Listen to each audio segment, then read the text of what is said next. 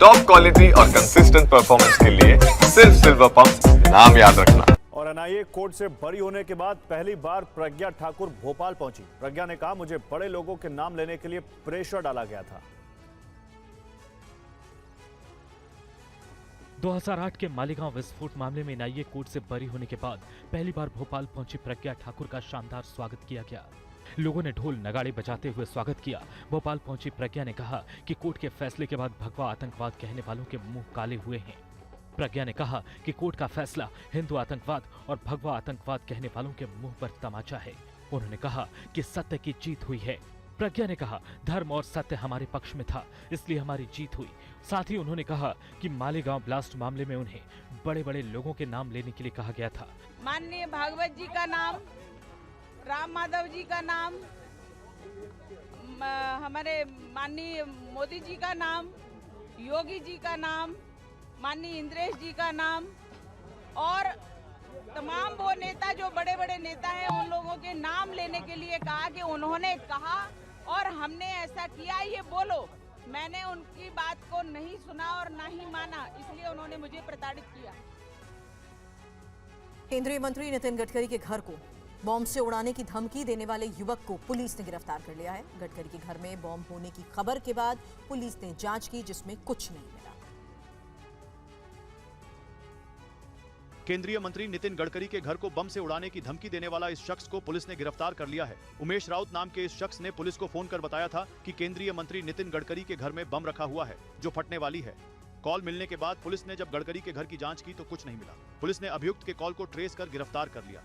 हमारा 112 का नंबर पे एक कॉल आया था। तो कॉल में ऐसा बोला गया था कि आज नितिन जी गडकरी सर के घर में हमने बॉम्ब डाला है, वो बॉम्ब फूटने वाला है। इस नंबर से हमको कॉल आया, वो नंबर को हमने ट्रेस किया, उसका लोकेशन वगैरह निकाला, फिर उसका हमने इसमें नेटग्रिड का भी यूटिलाइजेशन किया। नेटग्रिड से हमने डिटेल्स निकाला, उसका एड्रेस निकाला, हमें उसको इमीडिएटली गुना दाखिल करके उसको अरेस्ट भी किया है। पुलिस गिरफ्तार अभियुक्त और उसके दोस्त से पूछताछ कर रही है। पुलिस ये जांच कर रही है कि फेक कॉल करने के पीछे अभियुक्त का मकसद क्या था। हालांकि गिरफ्तार अभियुक्त के खिलाफ कोई भी आपराधिक मामला दर्ज नहीं है। अभियुक्त उमेश राउत महल इलाके का रहने वाला है। ये एक शराब की दुकान में काम करता है। और बिहार में ड्राफ्ट वोटर लिस्ट पे बवाल जारी है। वोटर लिस्ट ड्राफ्ट में अपना नाम नहीं होने के तेजस्वी यादव के आरोप पर बीजेपी ने जवाब दिया है। बीजेपी ने कहा है कि तेजस्वी यादव ने दो वोटर आई कार्ड बनाए।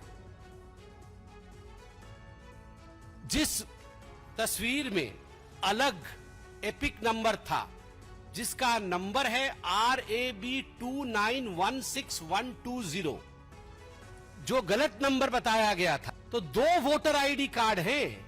एक वोटर आईडी कार्ड जो मैंने आपको दिखाया और वह एपिक कार्ड के साथ यह है, और दूसरा वाला यह है जिसमें दूसरे एपिक कार्ड नंबर का जिक्र कल तेजस्वी जी कर रहे थे। ये है तेजस्वी यादव की हकीकत। इसमें से सच कौन, इसमें से झूठ कौन? तेजस्वी यादव 2 जगह वोट डालते थे। आप सोचिए तो इनके कार्यकर्ता क्या करते होंगे। और ये जो तिलमिलाहट है, ये इसी कारण से तिलमिलाहट है। 2015 और 2020 दोनों के चुनाव के हलफनामे नॉमिनेशन पेपर और एफिडेविट में लेके आया हूं। पहलगाम आतंकी हमले पर मणिशंकर अय्यर ने विवादित बयान दिया। अय्यर ने कहा कि पहलगाम हमले में किसी देश ने पाकिस्तान को जिम्मेदार नहीं ठहराया। उन्होंने कहा कि हम पाकिस्तान के खिलाफ सबूत नहीं दिखा पाए। किसी ने नहीं कहा। वो जो 33 देश ठरूर और उनके लोग गए हों कि पाकिस्तान जिम्मेवार है। अमेरिका ने नहीं कहा कि पाकिस्तान जिम्मेवार है। हम ही इकलौता है जो अपने छाती को पीटते हुए कहते हैं कि हाय हाय पाकिस्तान है जिम्मेवार। कोई मानने को तैयार नहीं है। हम कोई सबूत नहीं पेश कर पा रहे हैं जिससे कि लोग मुतमैन हो कि हम जानते हैं कि कौन सी पाकिस्तानी एजेंसी है जिसने ये हरकत किया है। सच बोलना। अब चीन के साथ तो हम लगे हुए हैं बातचीत में। हम ये नहीं जानते कि चीन के फौजी लोग पाकिस्तान के एयरफोर्स के बगल में बैठे थे इस युद्ध को चलाने के लिए। तो आप चीन से बात करने को तैयार हो तो पाकिस्तान से क्यों नहीं बात करते? और महाराष्ट्र के नासिक में कोचिंग सेंटर में बेंच पर बैठने को लेकर हुए विवाद के बाद एक छात्र की हत्या कर दी गई। पुलिस ने 2 को हिरासत में लिया है। नासिक में बेंच पर बैठने को लेकर हुए विवाद में एक छात्र की जान चली गई। 10वीं कक्षा में पढ़ने वाले छात्र यशराज गंगुर्दे की 2 छात्रों से बेंच पर बैठने को लेकर झगड़ा हुआ था। बैठने को लेकर शुरू हुआ विवाद खूनी संघर्ष में बदल गया। यशराज के कक्षा में पढ़ने वाले 2 नाबालिग दोस्तों ने मिलकर उसकी पिटाई शुरू कर दी। दोनों छात्रों ने यशराज की इतनी पिटाई की कि वो उठने लायक ही नहीं रहा। वहां मौजूद छात्र और लोगों ने बुरी तरह से घायल यशराज को अस्पताल पहुंचाया, लेकिन इलाज के दौरान उसकी मौत हो गई। मौके पर पहुंची पुलिस ने 2 बच्चों को हिरासत में लिया। नासिक के सातपुर पुलिस स्टेशन में मामला दर्ज कर लिया गया है। पुलिस मामले की जांच कर रही है। यशराज की मौत के बाद उसके परिवार में मातम छाया हुआ है। कोचिंग सेंटर में इस हत्या की वारदात के बाद से दूसरे अभिभावक डरे हुए हैं। 2 नाबालिग की इस तरह से खूनी वारदात को अंजाम देने की घटना से लोगों की चिंता बढ़ गई है। अब सवाल है कि जब 2 बच्चे यशराज को पीट रहे थे तो बाकी क्या कर रहे थे? कोचिंग के संचालक या वहां मौजूद लोगों ने बचाने की कोशिश क्यों नहीं की?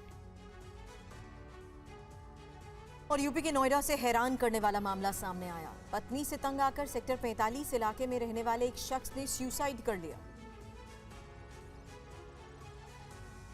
हमने लिखत में एप्लीकेशन दी। हाथों में बैनर, पोस्टर और नारेबाजी। ये तस्वीर यूपी के नोएडा की है, जहां पत्नी की बेवफाई और पुलिस की बेरुखी से तंग आकर सेक्टर 45 इलाके में रहने वाले अंकित नाम के शख्स ने मौत को गले लगा लिया। इस घटना के बाद आक्रोशित लोग सड़कों पर उतर गए और इंसाफ की मांग करने लगे। अंकित के परिजनों का आरोप है कि पुलिस की तरफ से कोई कार्रवाई नहीं की जा रही है। दरअसल अंकित की 4 महीने पहले शादी हुई थी। शादी के बाद से ही वो पत्नी के एक्स्ट्रा मैरिटल अफेयर से परेशान था।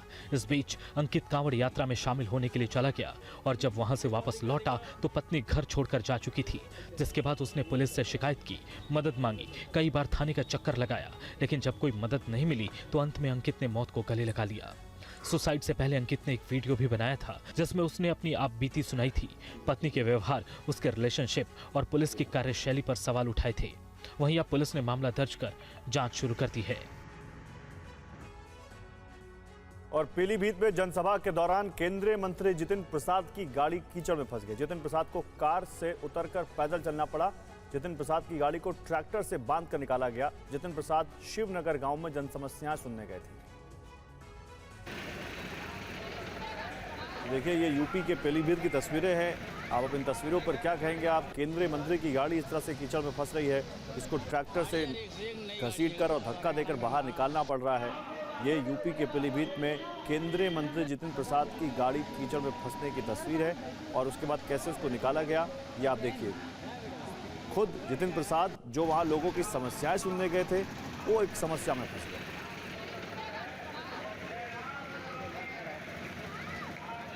मंत्री जी की कार को ट्रैक्टर से टो करके घसीट के बाहर निकाला गया। खुद मंत्री जी को काफी दूर तक पैदल चलना पड़ा।